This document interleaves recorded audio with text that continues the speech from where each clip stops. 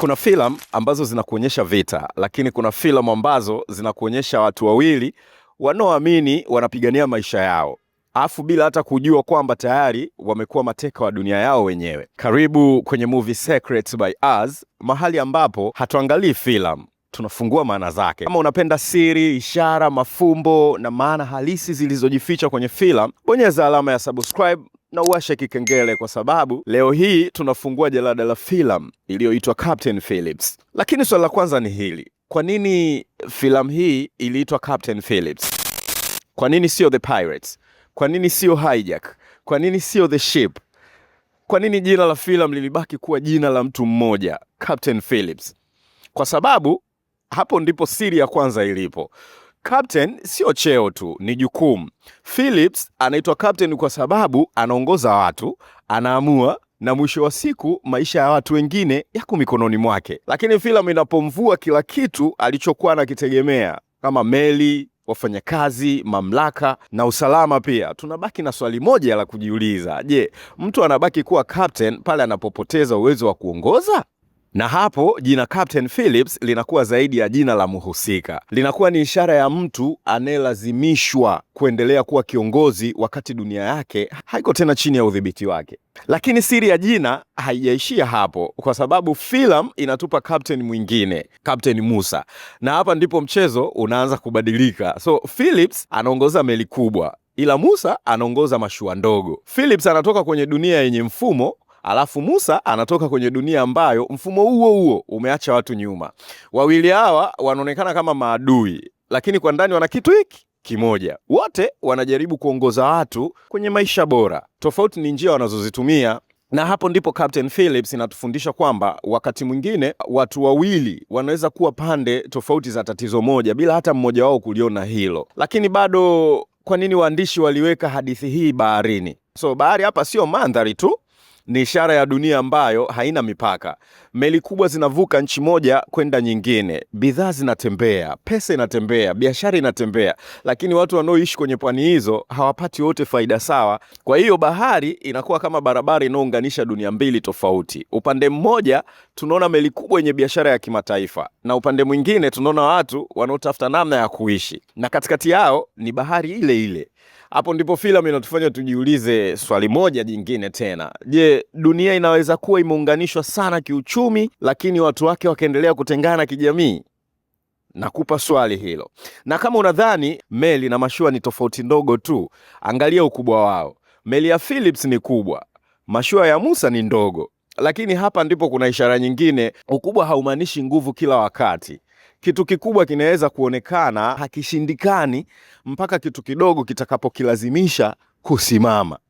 Hii ni picha ya maisha yetu. Kuna kampuni kubwa, kuna watu wenye pesa, kuna watu wenye mamlaka, lakini mbele ya mazingira fulani wote wanaweza kuwa dhaifu tu. Na hapo ndipo tunamwangalia Captain Phillips. Phillips si shujaa wa kawaida mwenye nguvu zisizo za kawaida.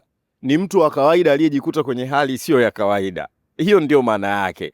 Phillips anawakilisha yule mtu anayefanya wajibu wake kila siku, akiamini kwamba maandalizi yake yatamlinda dhidi ya kila kitu. Lakini maisha yanatufundisha tofauti kabisa. Yaani unaweza kuwa na uzoefu, unaweza kuwa makini, unaweza kuwa umejiandaa, lakini huwezi kupanga kila kitu kitakacho kutokea mbeleni. Na hapo ndipo Musa anaingia kwa maana nyingine tena. Yaani Musa si mtu wa kumtazama kama mtu mbaya.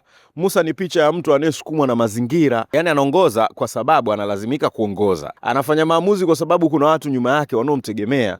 Kwa hiyo tunagundua kitu cha kushangaza hapa, kwamba Phillips ni mateka wa Musa, lakini Musa naye ni mateka wa mazingira yake. Na hapo ndipo tofauti yao inaanza kufutika. Kwa sababu nyuma ya vitisho, nyuma ya silaha, nyuma ya mamlaka, kuna kitu kimoja wanachoshiriki: hofu ya kupoteza maisha. Yaani wote wawili wana hofu ya kupoteza maisha. Na ndipo tunafika kwenye maneno ambayo yamekuwa maarufu sana ndani ya filamu hii: I am the captain now. Watu wengi wanaweza kuyasikia kama kauli ya kutoa mamlaka. Hiyo ni kauli aliitoa Musa, I am a captain now. Watu wengi wanaweza kuisikia ile kauli kama ya kutoa mamlaka hivi, lakini maana yake ni kubwa zaidi. Musa anaposema hivyo, si kwamba anataka tu kuwa captain, anataka utambulisho wa captain, anataka nafasi ambayo inaonekana kuwa na nguvu kubwa sana. Lakini filamu inatufundisha kitu muhimu sana, kuwa captain sio kukaa mbele ya watu, ni kubeba maisha yao, ni kubeba hofu zao, ni kubeba matokeo ya maamuzi yako, kwa sababu mtu anaweza kutaka mamlaka lakini asijue uzito unaokuja pamoja na mamlaka hayo. Na hapa ndipo bahari inarudi tena,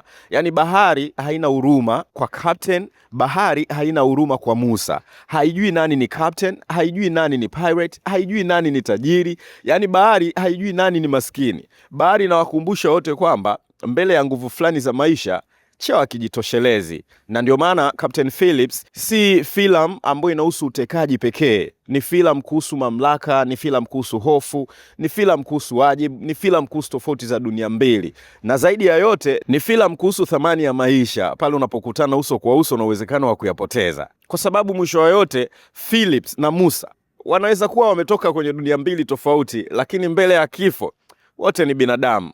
Hapo ndipo maana halisi ya Captain Phillips inajitokeza tena. Meli ilikuwa kubwa, mashua ilikuwa ndogo. Mmoja alikuwa captain, mwingine alitaka kuwa captain, lakini wote walikuwa wakitafuta kitu kile kile, kuishi. Na labda hilo ndilo fumbo kubwa zaidi la filamu hii, kwamba wakati mwingine tunajenga tofauti kubwa kati yetu kwa sababu ya nchi, pesa, cheo na mazingira, lakini tukiondoa hayo yote tunabaki na kitu kimoja ambacho hakuna mtu anaweza kukificha: ubinadamu. Na hapa ndipo tunafunga jalada la filamu ya Captain Phillips, kwa sababu filamu hii haikutuuliza nani alikuwa mshindi. Ilitufanya tujiulize ni kitu gani kinachotutofautisha na ni kitu gani kinachotufanya tufanane.